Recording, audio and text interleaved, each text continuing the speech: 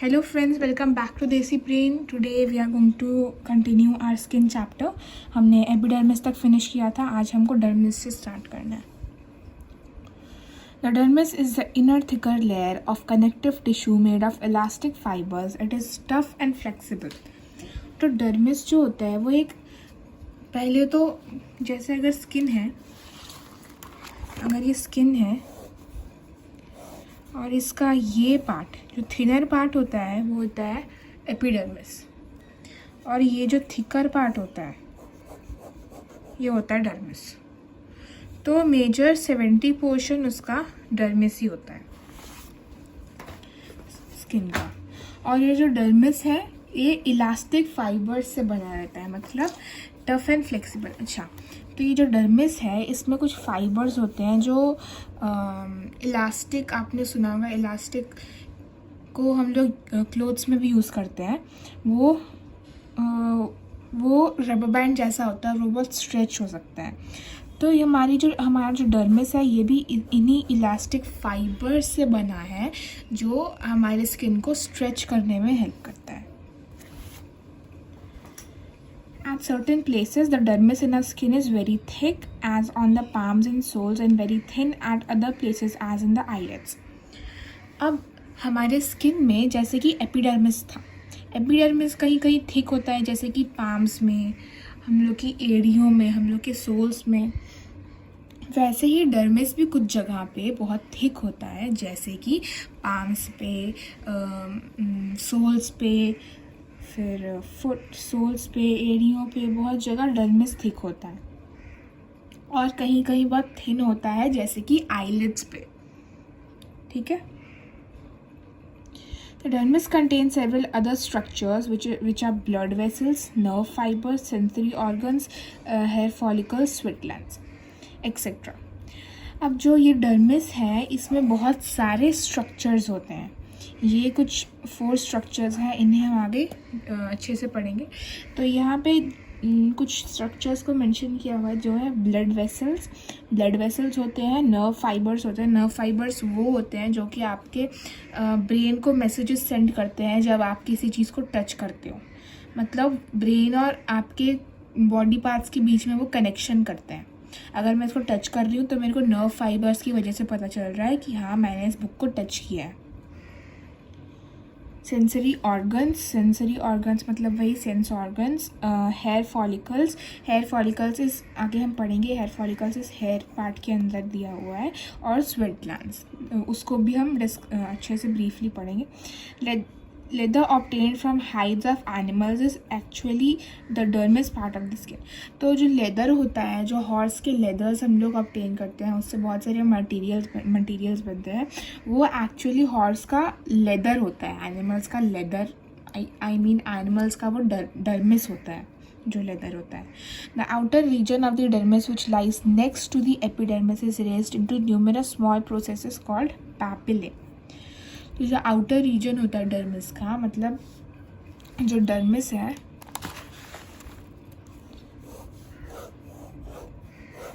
ये, अगर डर्मिस है तो डर्मिस में कुछ ऐसे प्रोजेक्शंस होते हैं और इन प्रोजेक्शंस को हम पैपिले बोलते हैं. ठीक है.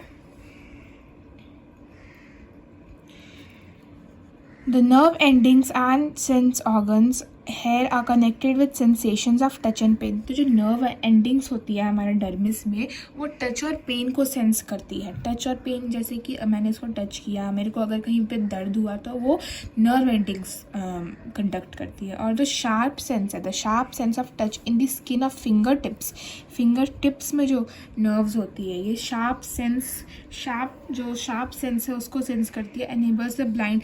अच्छा, तो जो ब्लाइंड पीपल होते हैं ना, देखो ब्रेल कैरेक्टर्स ना इस काइंड ऑफ उठे हुए कैरेक्टर्स होते हैं. बुक में ऐसे कुछ उठे हुए वर्ड्स लिखे जाते हैं इस तरीके से, और जो ब्लाइंड पीपल होते हैं वो ऐसे ऐसे टच करके इसे सेंस करते हैं, क्योंकि हल्के हल्के उठे होते हैं तो उनको पता चल जाता है कि किस तरह का स्ट्रक्चर है. तो ऐसे जो उठे हुए स्ट्रक्चर्स होते हैं उन्हें ब्लाइंड पीपल फिंगर टिप्स से देखते हैं, उनको फिंगर टिप से पता चलता है. तो ये जो फिंगर टिप्स है ये शार्प सेंसेस को सेंस करते हैं, जो शार्प सेंस होते हैं। तो there are some more sense receptors in the deeper parts. यहाँ पे शार्प सेंस होते हैं, यहाँ पे फिंगर टिप्स पे, और डीपर पार्ट्स में और सेंस रिसेप्टर्स होते हैं। सेंस रिसेप्टर्स मतलब जो सेंस करते हैं चीज़ें, जैसे कि प्रेशर, पेन, हीट, कोल्ड। तो अंदर डर्मिस के अंदर इनर पार्ट में कुछ सेंस रिसेप्टर्स होते हैं जो प्रेशर को फील करते हैं। जैसे कि अगर कोई आपके हाथ पे प्रेशर लगाएगा तो उसको फील करते हैं, पेन को फील करते हैं, हीट को फील करते हैं और कोल्ड को फील करते हैं, etcetera. The layers beneath the dermis contain numerous fat cells. The subcutaneous fat not only serves as a food reserve but also as a heat insulating layer as well as shock absorber. तो जो dermis के नीचे जो layers होती है, अगर ये dermis है,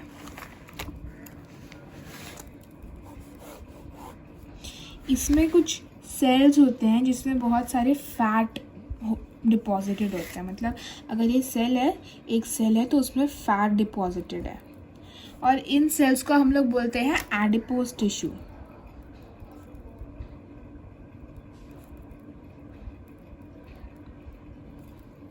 ठीक है, इन सेल्स को हम लोग एडिपोज टिश्यू बोलते हैं।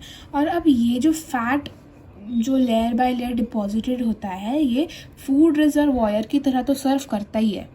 जब हम लोग के अंदर हम लोग खाना नहीं खाते, हम लोग को फूड की ज़रूरत होती है, तो ये फैट जो होता है इसे बॉडी ब्रेक डाउन करती है एनर्जी रिलीज़ करने के लिए।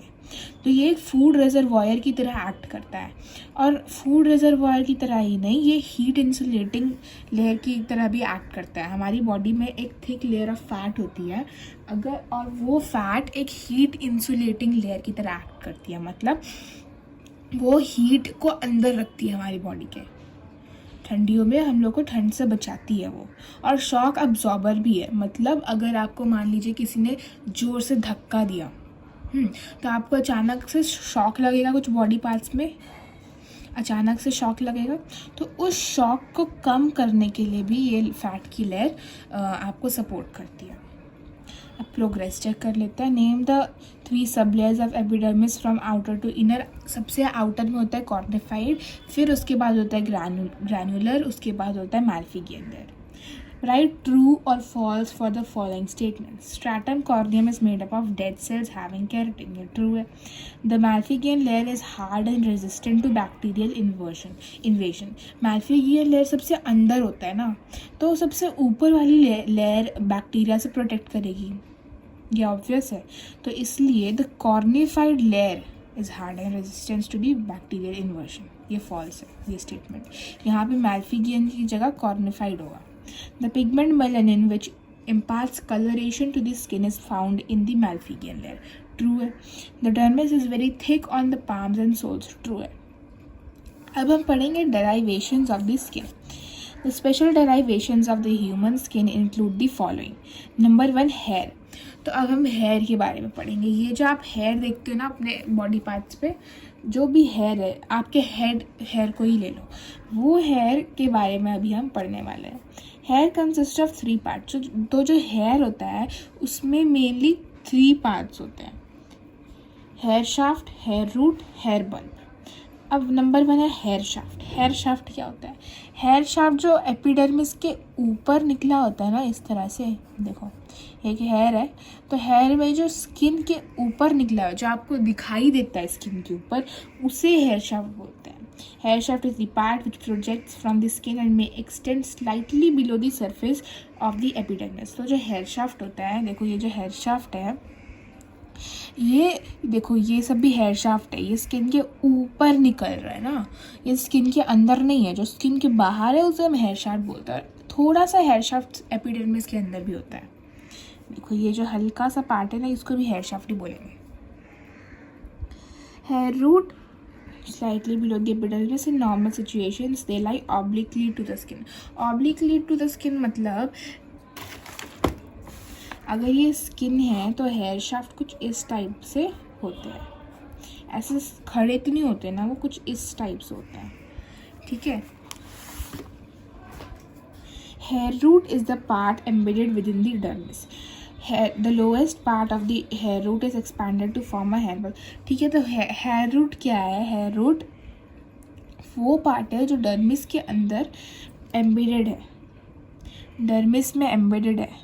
ठीक है, तो हेयर रूट जो है इस पार्ट को बोलते हैं, और ये पार्ट फिर हेयर बल्ब में जब ये एक्सटेंड होता है तो ये हेयर बल्ब बनाता है।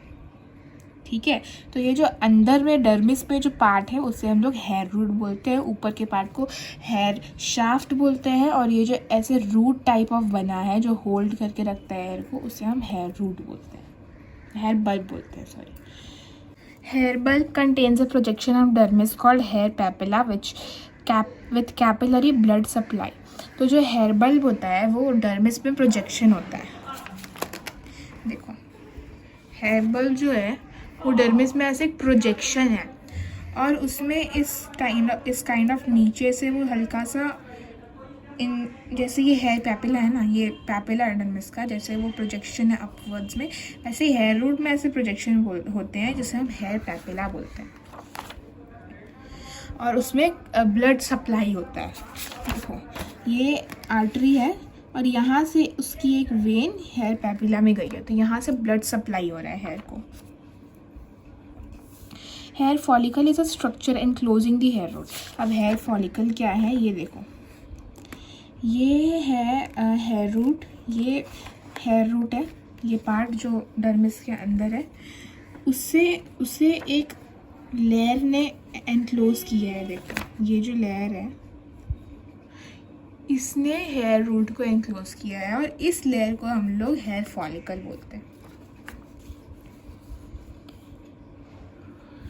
ठीक है, अब देखो, it is composed of epithelial and connective tissue sheet. तो इसमें एपिथीलियल टिश्यूज़ होते हैं और कनेक्टिव टिश्यूज़ होते हैं। The hair bulb and the hair follicle together are responsible for the growth and elongation of hair. तो जो हेयर बल्ब होता है, हेयर बल्ब ये और हेयर फॉलिकल जिसने इसको एनक्लोज किया हुआ है, ये हेयर की ग्रोथ के लिए रिस्पॉन्सिबल होता है। मतलब इस पर डिपेंडेंट है कि हेयर कितना ग्रो कर रहा है और कितना नहीं कर रहा है। The growth of hair occurs by addition of cells at the base which soon die. तो जो ग्रोथ है वो कैसे होता है हेयर का ग्रोथ? देखो, अगर आप बाल काटते हो तो आपको तो दर्द नहीं होता है, लेकिन अगर आप किसी भी अदर बॉडी पार्ट को काटोगे तो आपको दर्द होता है। क्यों? क्योंकि हेयर के सेल्स जो होते हैं वो डेड होते हैं, हेयर में लाइफ नहीं होती है। ठीक है, स्किन में लाइफ होती है क्योंकि स्किन में जो सेल्स है वो लाइवली होते हैं, लेकिन हेयर के सेल्स डेड होते हैं। वो कैसे, हेयर कैसे ग्रो करता है कि उसके जो हेयर बल्ब है और हेयर फॉलिकल है उसमें उसमें सेल्स दिए जाते हैं कंटिन्यूसली, और ये सेल्स सून मतलब बहुत ही जल्दी मर जाते हैं। तो ये जो एडिशन ऑफ सेल्स है, कंटिन्यूस एडिशन ऑफ सेल्स, ये हेयर के एलोंगेशन को, ये हेयर को एलोंगेट करता है। Hair follicles contain pigment cells that produce melanin. तो हेयर फॉलिकल में कुछ सेल्स होते हैं, पिगमेंट सेल्स होते हैं जो मेलानिन बनाते हैं। The color of hair is due to varying quantities of melanin.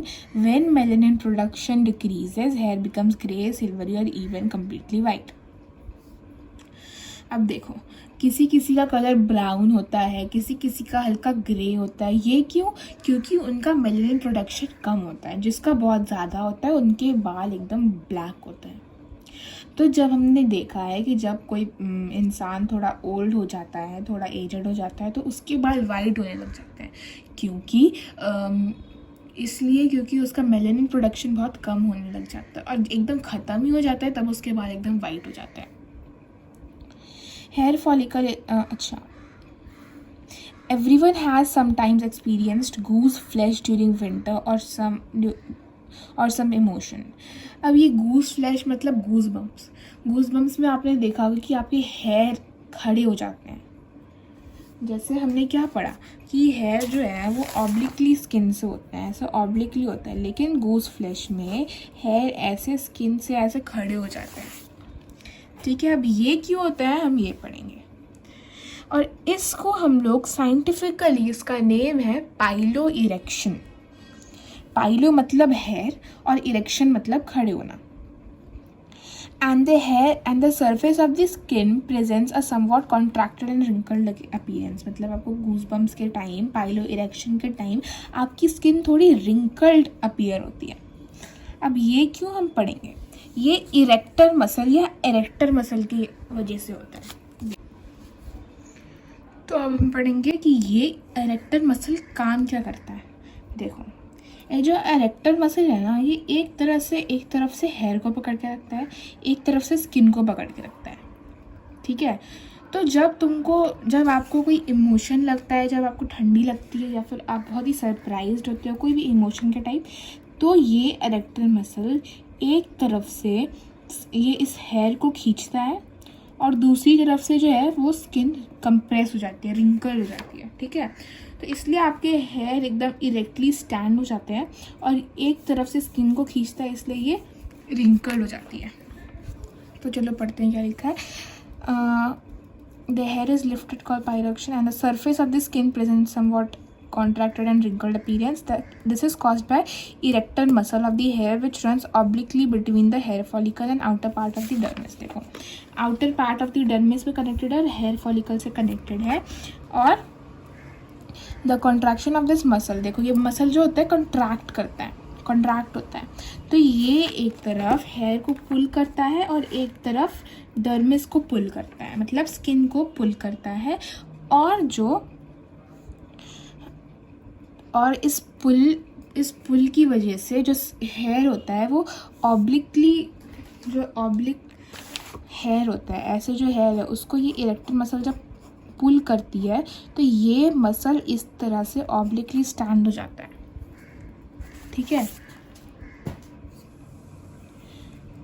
और अब एक तरफ उसने कॉन्ट्रैक्ट किया तो दोनों तरफ से कॉन्ट्रैक्ट होगा ना, तो एक तरफ वो हेयर को पुल करता है, एक तरफ स्किन जो होती है उसको पुल करता है, तो स्किन रिंकल्ड और कॉन्ट्रैक्टेड दिखती है। Hair in human beings are continuously lost and regrown. तो अब जो हेयर होते हैं ह्यूमन बींग्स में वो झड़ते रहते हैं और वो रीग्रोन होते रहते हैं। हाँ, तो duration of scalp here is 2 to 5 years। मतलब आपके जो स्कैल्प हेयर है वो एवरी 2 to 5 years झड़ते हैं और वो रीग्रो होते हैं। और आईब्रोज और आई लैशेज, जो आपके आईब्रो और आई लैशेज के हेयर है वो 3 से 5 महीने के अंदर वो झड़ते हैं और रीग्रो होते हैं। Hairs from different parts of the body, head, chest, armpit, beard, nose, etc. show subtle differences. These help in forensic crime investigations।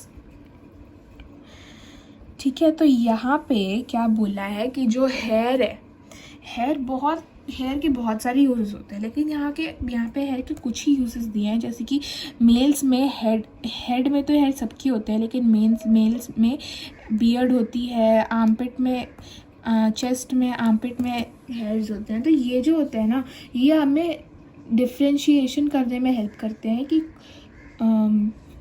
Mail है कि फीमेल है। और ये जो है फॉरेंसिक इन्वेस्टिगेशंस में भी हेल्प करते हैं। फॉरेंसिक इन्वेस्टिगेशंस मतलब क्राइम इन्वेस्टिगेशंस। इसका मतलब है कि अगर आपका हेयर कहीं पर टच हो गया ना, तो वो उसका जो कुछ पार्ट है, उसका मतलब आपका हेयर का जो पार्ट है वहाँ पे रह जाता है, फिर वो कभी नहीं हटता है। हाँ, तो उसको वो लोग किसी तरह से उसको वो लोग देखते हैं और उससे वो मतलब फॉरेंसिक इन्वेस्टिगेशन में हेल्प करते हैं। Hair also provide a sensation of touch because nerve fibers extend up to their basis. अब देखो, हेयर तो डेड है, लेकिन जब हम ऐसे हेयर को खींचते हैं लेकिन तो हमें कुछ तो सेंसेशन होती है ना। ऐसा क्यों? जब डेड है तो क्यों हमें सेंसेशन होती है? ऐसा इसलिए क्योंकि जो नर्व फाइबर्स हैं वो हेयर के बेसिस तक अटैच्ड होते हैं। हेयर के बेसिस तक वो नर्व फाइबर्स होते हैं, तो इससे हमें सेंसेशन होती है कि नर्व फाइबर हेयर को पुल किया जा रहा है। अब देखो, आई लैशेज में हेयर क्यों होती है, आईब्रोज में हेयर क्यों होती है? ताकि अगर कुछ ऊपर से गिर रहा है मान लो, तो हमारी आई लैशेज उसको कैच कर लेती है और हमारी आई में नहीं गिरने देती है। और नोज़ में हेयर इसलिए होती है क्योंकि हम जब ब्रीथ करते हैं तो उसके साथ कुछ डस्ट पार्टिकल्स भी आ जाते हैं, तो जो नोज़ के हेयर है वो उस डस्ट पार्टिकल को ट्रैप करते हैं और अंदर नहीं जाने देते हैं। अब फेशियल हेयर्स मतलब जो फेस पे हेयर्स होते हैं वो हेल्प करते हैं डिफ्रेंशिएट करने में कि कोई पर्सन मेल है कि फीमेल है। Nails are hardened keratinous plate-like structures which grow as dead cells from the nail root which lies below the skin at the base. तो अब नेल क्या है? नेल आप ये है, देखो नेल ये है, ठीक है।